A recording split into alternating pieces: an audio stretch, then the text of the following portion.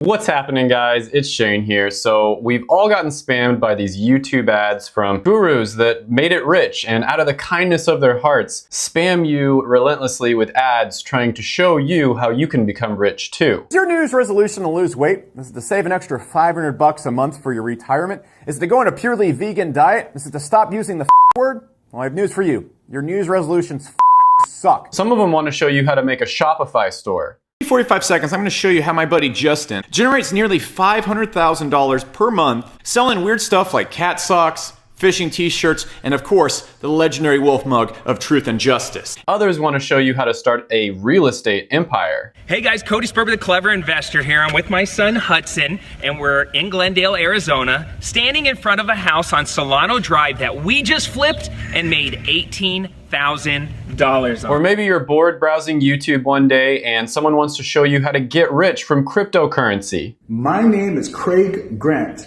This is my Bitcoin wallet. 40 Bitcoin that I earned. I didn't buy. I earned this Bitcoin with a service called BitConnect. And then my personal favorite is when an old friend that you haven't seen for years invites you out to coffee to tell you about a super amazing business idea that is definitely not a pyramid scheme. The more people that get involved, the more people who are investing, the more money we're all going to make. It's not a pyramid scheme. It's not even a scheme per se. Now, there's a ton of hype out there, and there's a ton of gurus out there trying to sell you some course for $997 that's going to teach you how to be rich.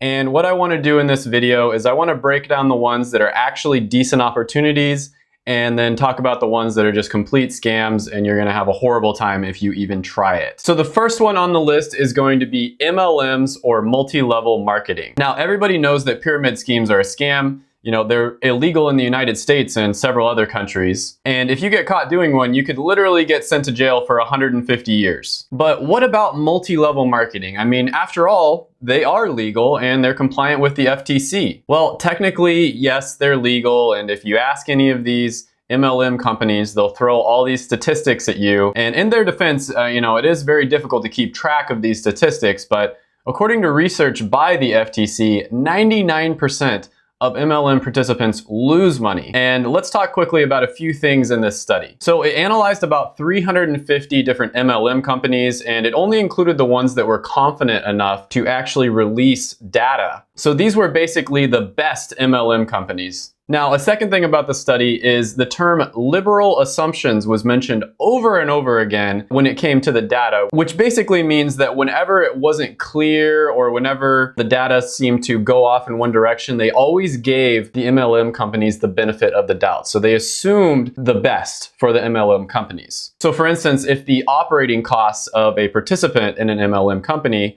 was a little bit unclear, the author would just assume that the operating costs were as low as possible. Despite all this, the study found that 99.12% of participants in MLMs lose money.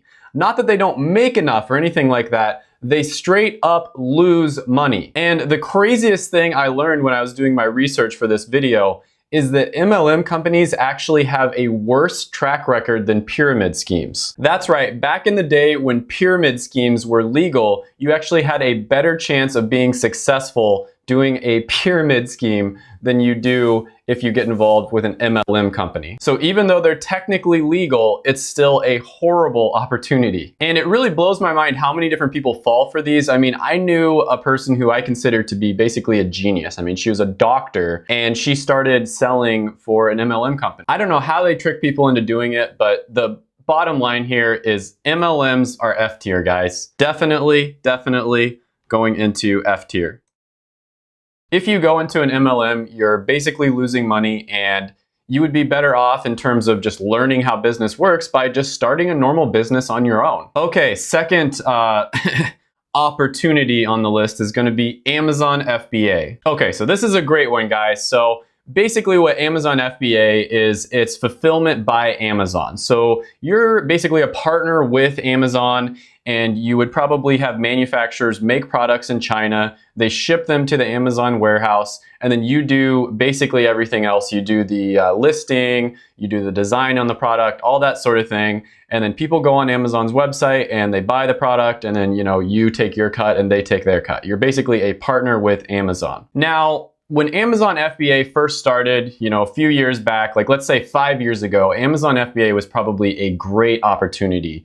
Something that you would be really good to get into. But these days, your chances of being successful on Amazon FBA are incredibly low. So according to Marketplace Pulse, out of the 7,890,000 or so people who are selling on Amazon, only about 206,000 of them are doing $100,000 in sales. That's about 2.6% of the total sellers on Amazon, which I admit is better percentages than if you get involved in an MLM. Now, anybody who's done anything in the physical product business knows that profit margins are very, very low. Usually, if it's a good product, it'll be somewhere around 10 or 15% in profit margins. And that's after you consider everything on Amazon that you have to do, including marketing budget, pay-per-click, buying the product from the manufacturer, shipping it, storage fees at the Amazon warehouse, the percentage cut that Amazon takes, etc., etc., etc. So let's be really liberal in our assumptions here. Let's be nice and say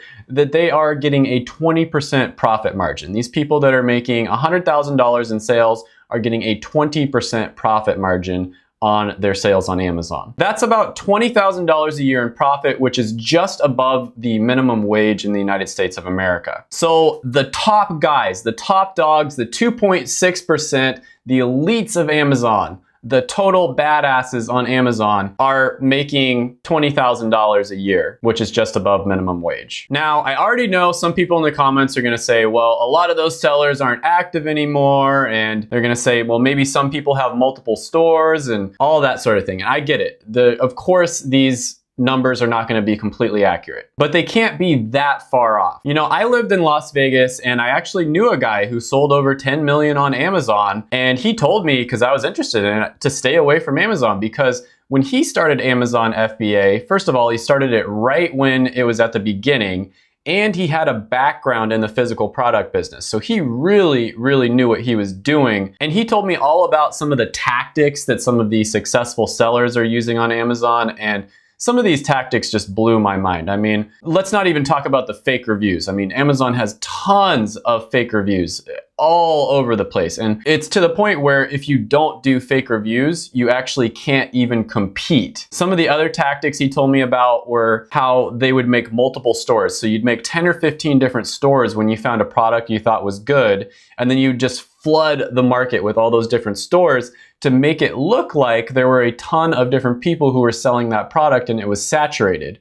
when in reality it was just one person selling the product with 15 different stores. And as you can imagine, opening up 15 different stores, well, you have to pay the monthly fee to Amazon. There's a lot of costs involved in that. It's not something where you can just buy like $500 or $1,000 worth of inventory and then you're good to go. There is a huge startup cost involved in opening 15 different stores. So a normal person probably isn't going to have the money in order to get involved in that. And therefore, the normal person can't really compete. And on top of all of this, if that wasn't enough, let's say you defy the odds and you create a successful Amazon store. Amazon owns your data. They know what products you're selling. They know the keywords that are leading to that product being sold.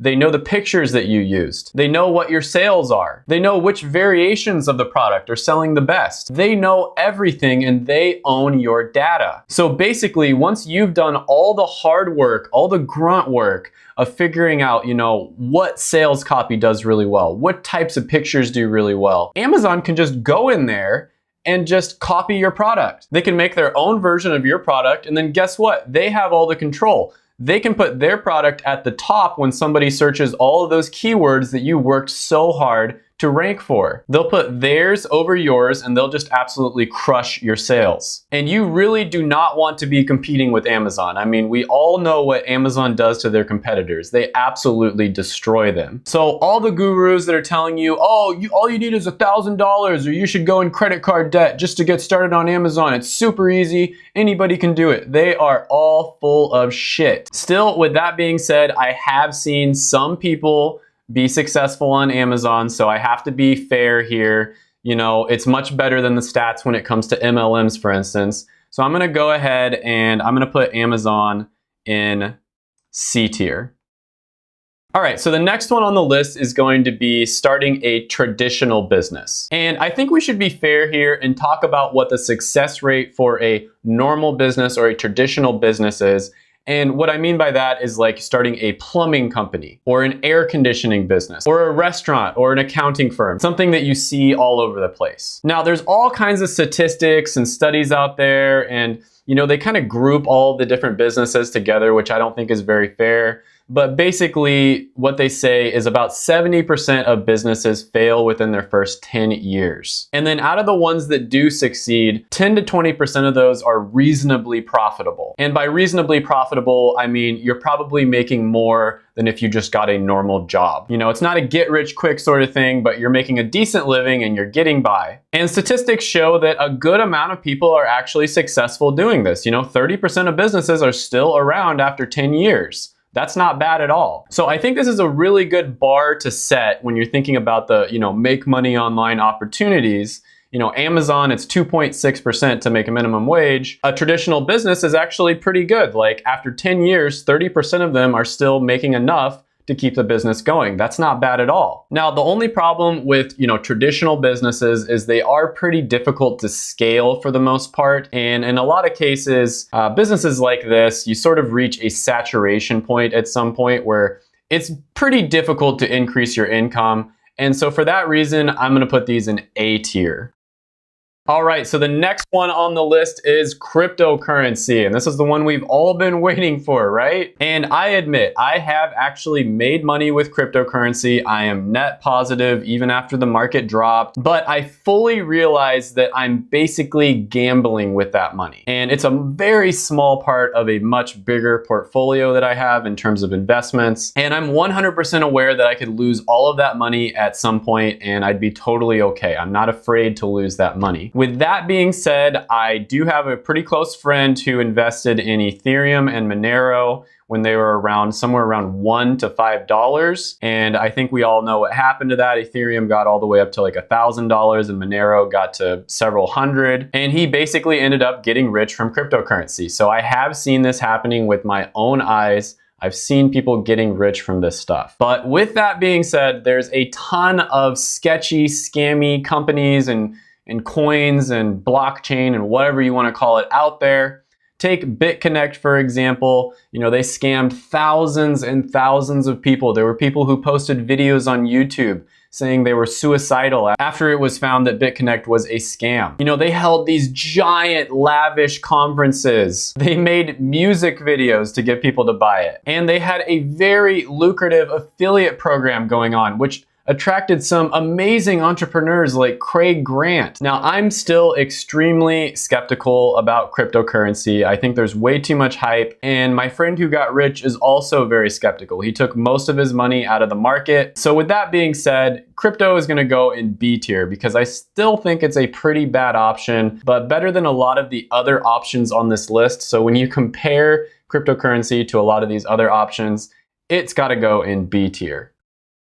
Okay, so the next one on the list is going to be startups that solve a real problem. And by that, I mean a company that solves a big problem or they make an existing service better. Think Uber, Venmo, think a lot of the companies that you see on Shark Tank, for instance. So it's not a traditional business like a plumbing company or something like that. Now, the success rates and statistics for companies like this they're really tough to see, but it's pretty widely accepted that 9 out of 10 startups fail, and out of the 10% that's left, who knows how profitable they actually are, as about only 30% or so of successful businesses have over $100,000 in sales, which, as we talked about before, has nothing to do with profit. But like I said, it's really difficult to actually calculate this because a lot of these startups will actually get bought out by bigger businesses, which technically means they failed. So it's just very difficult to get accurate data. Because if you get bought out by a bigger business, that's actually a very good thing. So the point here is there's not that many that are successful, but the ones that are successful are really, really successful. A lot of the times, these company founders will make $10 million, $100 million, or even more when they get bought out. Think PillPack getting bought out by Amazon for almost $1 billion, for instance. On top of this, a lot of startups get funded by outside sources, and so there isn't as much risk involved. And so if they fail, they can just try over and over and over again. There's really no such thing as something that you can reliably get rich quick from without a ton of luck anyways, but this one is probably the one that comes closest to that. So for that reason, I'm gonna go ahead and put this one in S tier. Okay, so coaching can be a little bit cringy. I mean, we all know the person whose life is an absolute dumpster fire that all of a sudden becomes a life coach or something like that. And they want to try to teach you how to have a great life even though they don't have one themselves. Now, I've met hundreds, if not thousands of different entrepreneurs and mentors, and I spent a ton of time of different groups and masterminds, and I even lived in a house full of entrepreneurs. And I have to say that the one business model that I've seen the most average people find success with has got to be coaching and consulting. And they're very similar, but I'll explain the differences here in a minute. But quickly, let me explain what I mean by average. So average intelligence is not a business genius like Elon Musk. You know, they don't have a ton of business experience, because if you had a ton of business experience, you wouldn't be average.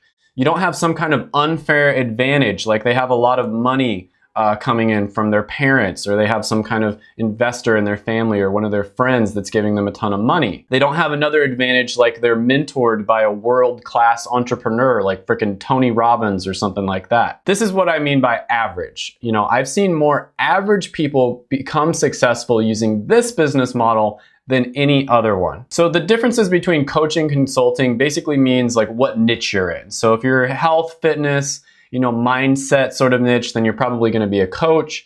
And if you're in a business or information type niche, then you're going to be a consultant. But they both basically do the same thing, which is they identify a painful problem that a bunch of people in a particular group are having, and then they figure out how to solve that painful problem. A great example of this is one of my favorite channels, which is DSLR Video Shooter. And he basically teaches people how to use their cameras, how to make really good videos. And I bought one of his products because I just wanted to figure out how to use my camera that I got. And it was excellent. It was like a $15 product, and it taught me everything that I needed to know about using the camera. And the next camera that I get, I can almost guarantee you I'm gonna buy whatever product he comes out with for that camera. And this is a really great business model because you can do it without investing like $10,000 in products or business infrastructure or anything like that. And then you can decide when you want to scale. You don't have to worry about inventory. And I've really seen a ton of average people become successful using this business model, just teaching people how to do things that they're passionate about themselves. This one is definitely S tier. You're not actually going to get rich quick. Nothing is guaranteed unless you get super, super lucky in terms of getting rich quick.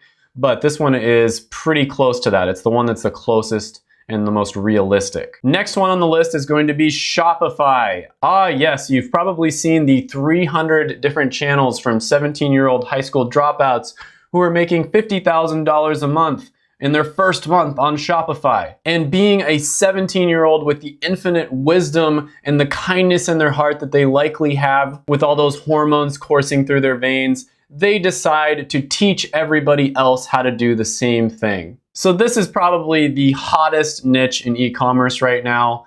I mean, so many people want to become Shopify millionaires, and it's just so attractive. I mean, think about it. A lot of people watching YouTube are probably introverts, and you know, you just build up a quick store, you run some ads to it on Facebook, you sell a hot product. You don't even have to buy the product first. And you can just live in your mom's basement forever, just watching that money roll in, and you don't have to learn social skills or interact with other human beings or any of that crap. I mean, this is just a dream business model for an introvert, right? But here's the problem, guys. Let's think about this logically for a second. Now, there isn't much hard data out there about the success rate of Shopify stores, but Reddit and YouTuber Rules for Rebels posted about how out of the 1,139 people that started a Shopify store using their affiliate link, only 2% still have an active store. And this was just after a few months of posting the affiliate link. So within a few months, 98% of them failed. Now, looking back at our baseline numbers for like a normal business, 30% are still around after 10 years. So conservatively, let's say 1% of Shopify stores are still around after 10 years. Now, out of those that are still around, let's be really nice. Let's think back to the Amazon example. And let's say 10% of them are making $100,000 in sales. And then there's a 20% profit margin. Let's be really nice and let's say 20%. So they're making about $20,000 in profit. So if we're being really nice, you have about a 0.2% chance, conservatively speaking, of making $20,000 a year, which is just above minimum wage. But let's just use a crazy extreme example here and say you get incredibly lucky, you find a product, you sell $1 million a year, that means you're making $200,000 a year. If you can build a store like that doesn't require any personal branding or anything like that, there's not like a personal brand, like a person who is selling the product. Anybody else out there can go and just copy your store and do the exact same thing. There's no barrier to entry. And think about this, when the supplier on Alibaba, the person who actually ships the product to whoever ordered it, sees that you're selling like 1,000 units a week, they're gonna look into it and they'll probably just cut you out completely after a few months and start selling the product themselves. And there's tons of software out there for this that allows people to figure out how much you're selling. And someone on Amazon is gonna find out you're selling a crazy amount of this product, and then they're gonna post it on their Amazon FBA, which is 1 to 2 day shipping versus the 1 to 2 week shipping of Shopify. And of course, Amazon is just gonna blow Shopify out of the water. So the thing about Shopify is it's usually like seasonal products or just products that got super hot all of a sudden because it's, on a show or something like that. And after a few months, they just die. And so you'll start a store, and if you get super, super lucky, it'll do well for a few months, and then they'll usually just die. And even if you do happen to find a product that is good for years and years, someone is gonna use this fancy software, they're gonna find it, they're gonna copy your store, and then they're just gonna blow you out of the water. Shopify might be the absolute worst business model on this list because, at least with Amazon, if you do build a successful store, you have a brand that people can recognize, they can trust, and they can buy from that brand. And then you also have a ton of traffic on Amazon. So if your product goes out of style or Amazon kicks you off the platform, technically there's a ton of people who know your brand and you can just make your own store and your own website. But with Shopify, you don't really have a brand. It's just a quick web page that you're throwing up, has an offer for a product that everybody else is also selling because everybody knows how to find products on Alibaba. So Shopify is basically like below F tier. It's basically like F- tier, but I'm just gonna put it in F tier. It's the worst one on the list so far, except for maybe MLMs. MLMs might be a little bit worse, but it's close, it's close. Okay, next on the list is going to be day trading, and this one is gonna get a ton of hate. I probably see 100 thumbnails a day with some guy smiling, sitting in front of a computer with a bunch of green and red graphs on it, claiming that he can teach you how to trade during the day and make a ton of money. Well, it's a well-known fact that about 90% of day traders lose money. Not that they don't make money, they actually end up losing money. Some studies say that it's even worse than 90%. Some say it's more like 95% or above. So you would be much better off just getting a minimum wage job. On top of this, you often have to pay whatever brokerage you're using fees in order to trade. And then even if you do have a successful trade, you enter it like $1 and you exit at $10 or whatever it is, you have to pay what's known as short-term capital gains taxes, which is a lot more than if you held the stock for 1 year or more. Trading is also extremely time consuming and it takes a ton of skill to even be decent at. On top of that, you have to sit at a computer all day long, monitoring real-time data with expensive software and then make extremely stressful decisions based on your assessments. You might make $5,000 before lunch and then you lose $10,000 before dinner. Then you go to the movies and you found out you lost another $5,000. Depression and anxiety is extremely common among day traders, And there's a reason for that. And you could potentially get lucky here. And a lot of beginners do get lucky when they first start. But you have to know that that was just luck, and you better get the heck out with whatever you won. Day trading is going to go in D tier. Next one on the list is going to be penny stocks. Now, penny stocks is basically like day trading, but it's even worse. And the reason for this is because these small companies you're investing in when you buy penny stocks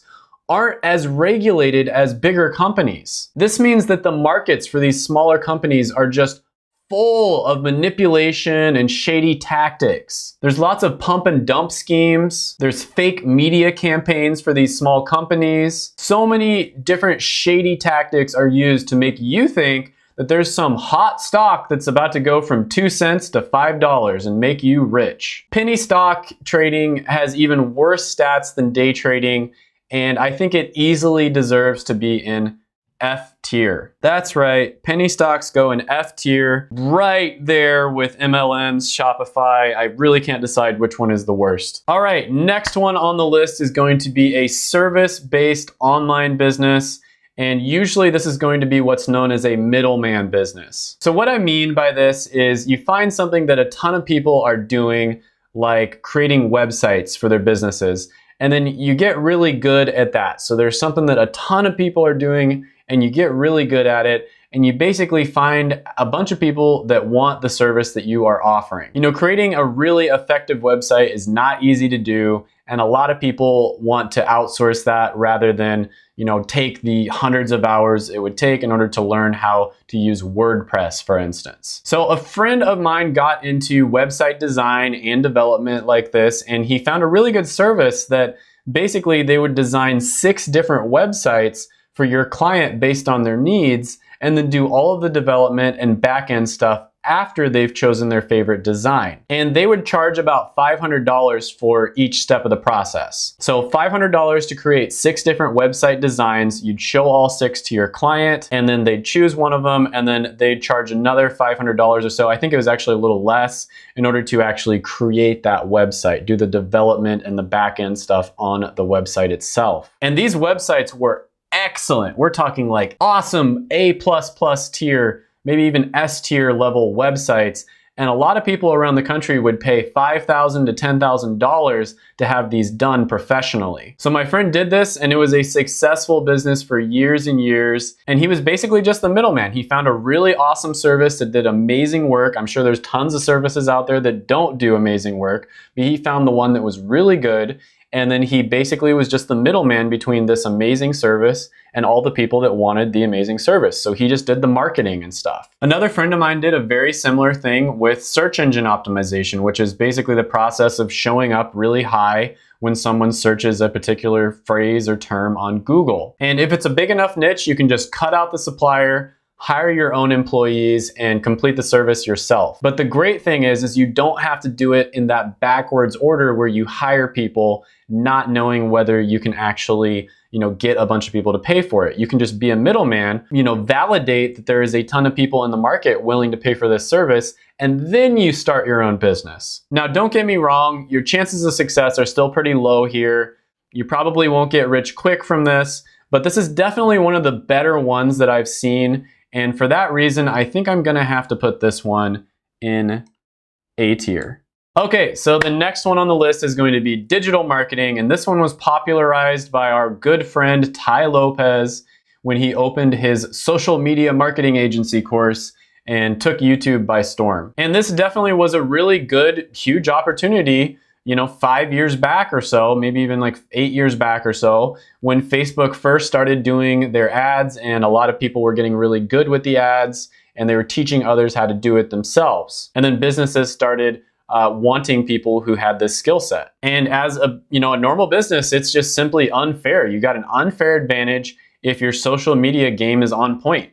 You drive a bunch of people to your restaurant or whatever your business is, and that gives you a huge advantage over all of the other businesses in the area. However, this social media marketing thing is extremely oversaturated at this point, And business owners are very, very tired of working with people that give mediocre or bad results. So if you start a business like this, they probably don't want to work with you unless you have a track record, a proven track record of, making other people's businesses more successful, because there's just tons of people out there that have zero experience and they just think they know how to do everything when they're actually really bad at it. It's also extremely time consuming and you have to deal with your clients all day long. Like, they might not like one little thing about this ad that you created, and so you have to start the whole thing over and just like scrap it and create an entirely new one. And you might send them a form with information that you need to know in order to run an ad, and then they take like a week and a half in order to fill out the form, and then they get mad at you when they're not getting results. Well, you took forever to fill out the form, I couldn't get you results. They might call you or text you late at night and they're expecting you to get back to them. It just gets a little bit ridiculous and it's a pain. Also, let's say you do get really good at doing Facebook ads.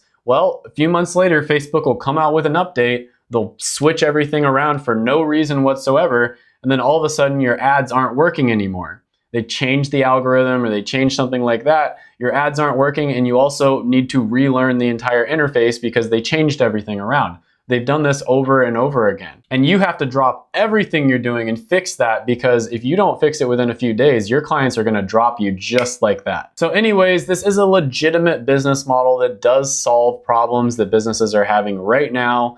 It's just really tough to break into. So for that reason, I'm probably gonna give this B tier status. All right, next on the list is this no money down real estate that I keep seeing here on YouTube. Now, real estate historically is a fantastic investment. In my opinion, it's one of the two best long-term investments that you can make. And after 2008, the crash around 2011 or so, a bunch of people got extremely rich investing in housing. And because of that, a ton of YouTube channels started. They were trying to teach other people how to get rich investing in real estate as well. And like I said, for a long-term investment, if you know what you're doing, real estate is great. It is amazing. If you get a good deal, you're going to be set. But short term, it's a very mediocre investment. And almost 70% of millennials regret investing in real estate, for instance. Now, some people on YouTube say that you can invest in real estate with no money down.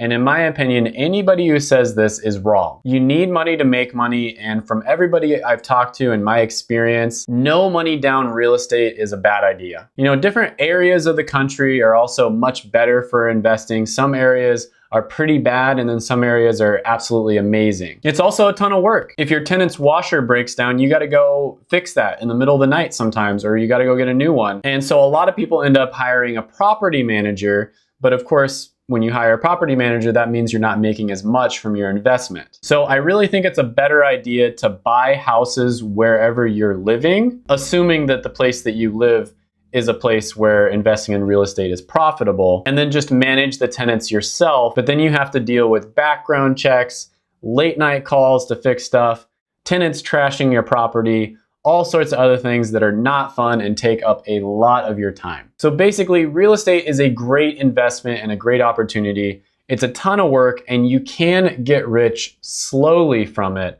but it's definitely not a get rich quick scheme like a lot of these YouTubers make it sound. It might have been pretty close to that back in 2011, but the housing market has recovered and it's not like that anymore. So for those reasons, I'm gonna go ahead and put that one in A tier. All right, so next on the list is becoming an influencer. So what do I mean by this? I mean starting a YouTube channel, starting an Instagram page, something like this. Gary Vee talks about this all the time. You need to be creating content every single day. You need to be putting out as much content as possible. So there's a ton of cringy courses out there trying to teach you to start a YouTube channel or a blog or an Instagram or something like that.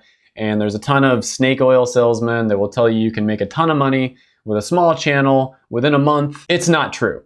It's just not true. They'll use examples like Janelle Eliana, who grew ridiculously fast and got like 1 million subscribers in a month or something like that. But that is seriously like winning the lottery. That almost never happens. Now, if you're willing to work really hard for like 3 years and you're really smart about the type of channel that you make, this can be an incredible opportunity. I mean, YouTube hasn't been around for long, and this is one of the only times in human history where you can go from an absolute nobody, you can choose yourself instead of having to be chosen by somebody else, and then create your own destiny and build your own business. Other times in history, you would have to be chosen by somebody, or maybe get really lucky or be born into a rich family in order to do something like this. And you can basically make a living just talking about whatever you're passionate about and helping a lot of people at the same time, and I think that's pretty cool. This one is a great opportunity, but if you think you're gonna get rich overnight,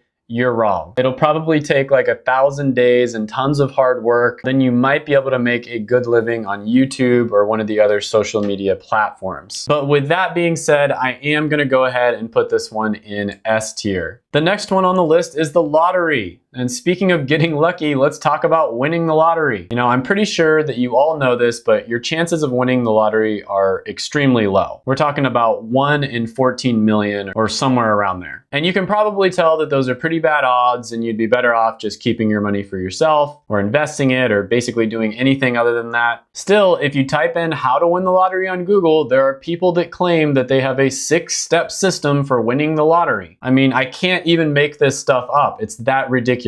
For every get-rich-quick scheme or thing out there, there's always some fake guru trying to sell you the secret method to get into it and get rich quick. This one is clearly F tier, guys. You're basically just wasting your money if you do this. I mean, if you want to do it just for the, shits and giggles, just as fun, that's one thing. But in terms of getting rich quick, this one is awful. It's F tier. All right, so the next one on the list is pretty great. We've talked about becoming a consultant or an influencer, and those are legitimate business models that you can make money from. Unfortunately, this is a relatively new industry with all the technology we have. It's only been around for about a decade.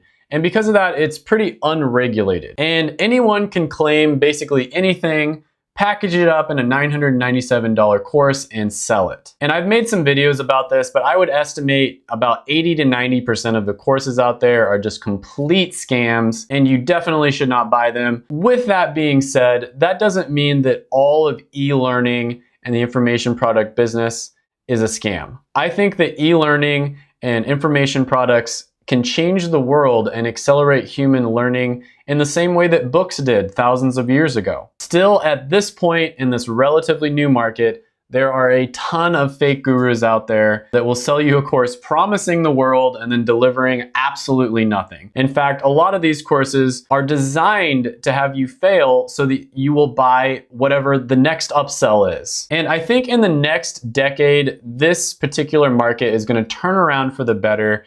Consumers are going to get smart about this. They're going to realize that a lot of these guys are charlatans, and anybody that offers a course that doesn't get a reasonable amount of people success is just going to get totally wiped out. And there's also a good chance that the FTC is going to regulate the market as well. But hopefully it will become just like any other market where there's mostly good people who are just great, entrepreneurs trying to make the world a better place. And then of course, there's always going to be a few apples. Any market is going to have a few bad apples. But for now, as long as you lack empathy and you have no problem scamming a ton of people and ruining lives, and you can still look in the mirror at yourself at the end of the day and respect yourself, then this is probably the best possible business model for you. This one is definitely going to go in S tier. But anyways, thank you guys so much for watching the video. Go ahead, smash the like button, hit the subscribe button, ring the little notification bell, and then check out my other videos right here because I made them just for you. Have a good one, and bye for now.